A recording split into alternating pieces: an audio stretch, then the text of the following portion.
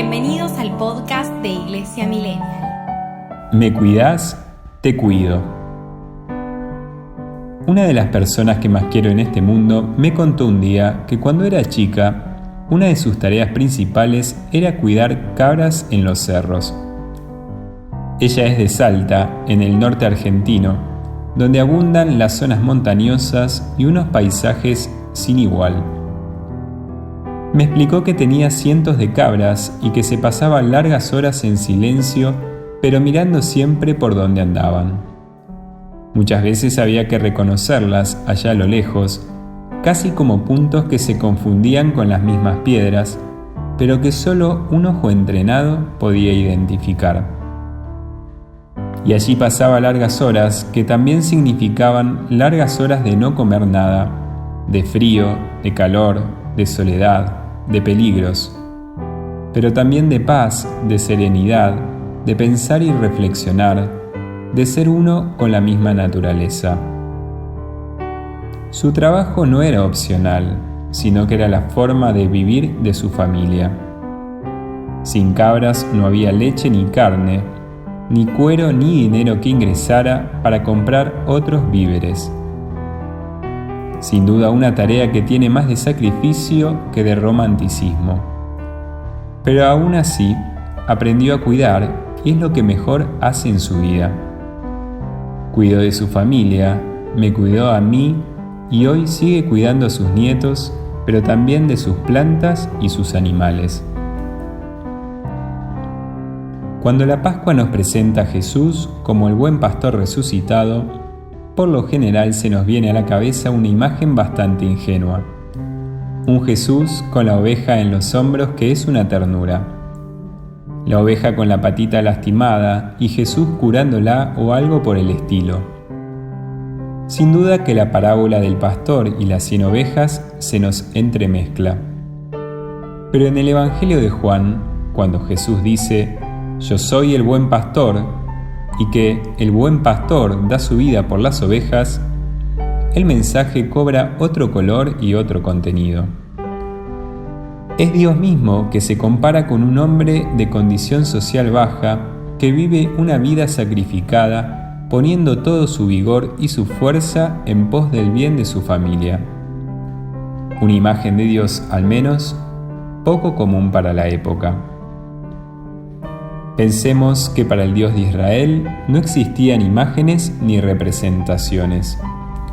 A lo sumo, las alegorías tienen que ver con identificarlo con el rey o el jefe de los ejércitos que combate llevando a su pueblo a la victoria. Otros dioses de la época eran los dioses romanos como Júpiter, Saturno o Neptuno. Todos dioses que luchaban por prevalecer y que poco tenían que ver con los hombres, quienes solo debían evitar su ira para no pasar calamidades. O los dioses griegos, que aún quedaban en el folclore de los pueblos y que hablaban más o menos de lo mismo. Sin duda que cuando San Pablo les presenta a los griegos al Dios desconocido, que es locura para los paganos y escándalo para los judíos, justamente se refiere a este Jesús que, hecho hombre, se identifica con el más pobre de los seres humanos, pero que es tan fuerte y corajudo como el más fuerte de los gladiadores romanos o el más sabio de los filósofos judíos.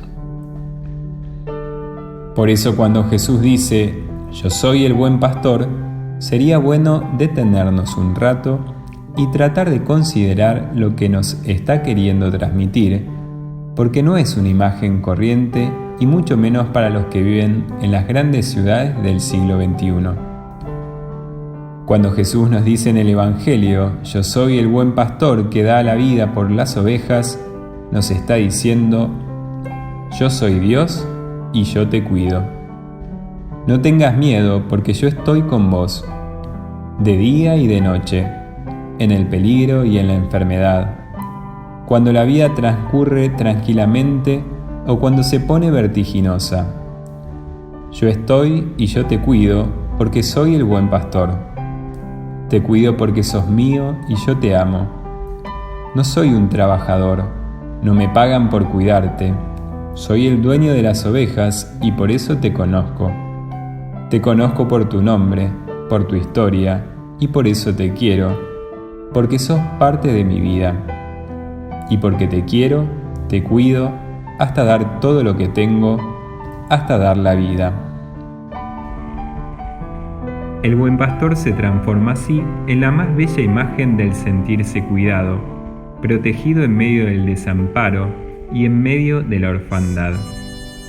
¿Y cuántas veces nos sentimos así, desprotegidos, a la intemperie, sin que nadie se ocupe o cuide de nosotros, sin que le importemos a nadie en este mundo o sin que nadie se dé cuenta de lo que nos pasa?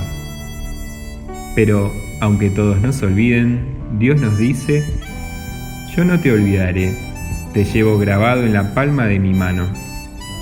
Esta es la gran locura de un Dios que se preocupa por nosotros, que no nos arroja en la existencia para que hagamos lo que podamos, sino que nos guía con amor. Esta fue la experiencia de la primera comunidad cristiana que no se sintió abandonada por su pastor aún después de su muerte, sino que hizo la experiencia de sentirse cuidada y acompañada en el Espíritu en medio de sus innumerables dificultades.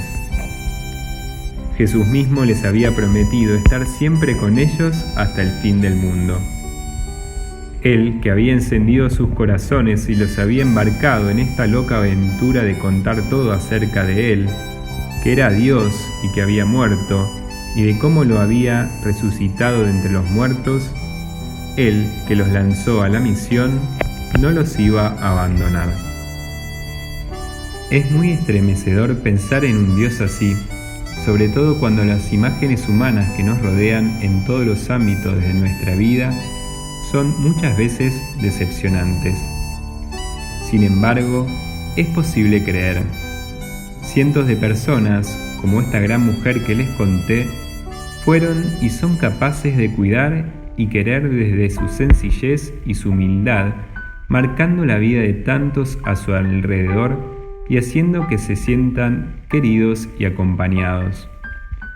Y esto a su vez nos enseña y transmite esta hermosa vocación a la que, en realidad, todos estamos llamados, la del buen pastor, la de querer y cuidar al prójimo como Él nos enseñó, hasta dar la vida.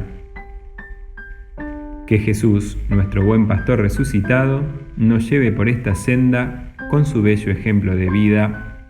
Amén. Iglesia Millennial Podcast.